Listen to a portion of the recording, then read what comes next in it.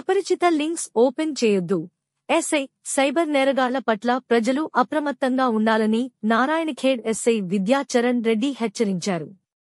Cyber నేరగాళ్లు artificial intelligence సహాయంతో అకౌంట్లను హ్యాక్ చేసి ప్రజలను మోసం చేస్తున్నారని తెలిపారు. ఈ మోసాల వల్ల చాలామంది డబ్బులు కోల్పోయి పోలీస్ స్టేషన్ల చుట్టూ తిరుగుతున్నారని ఆయన ఆవేదన వ్యక్తం చేశారు. గుర్తు తెలియని వ్యక్తులు పంపే లింకులను ఓపెన్ చేయవద్దని ఆయన ప్రజలకు సూచించారు.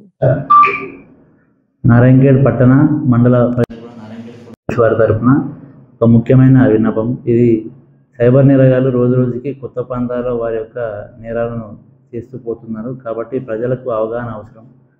చాలా వరకు ఇప్పుడు ట్రెండ్ అయితే సోషల్ మీడియాలో ఫాలో అవుతున్నారో ఆ ట్రెండ్ని సైబర్ నేరగాళ్లు ఒక ఆయుధంగా చేసుకొని ఉచ్చులోకి దింపి ప్రజల యొక్క డబ్బులు కాజేస్తున్నారు.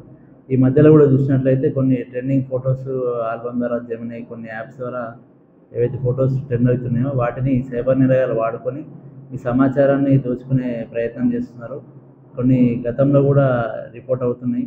ఈ సోషల్ మీడియా ద్వారా వచ్చిన యాప్స్ ఎస్బీఐ యోనో అని కానీ ఇంకా వేరే బ్యాంక్ పేరు మీద కానీ ఏదైనా వచ్చినప్పుడు ఆ ఏపీకేస్ని మీరు ఎట్టి పరిస్థితుల్లో ఓపెన్ చేయకండి.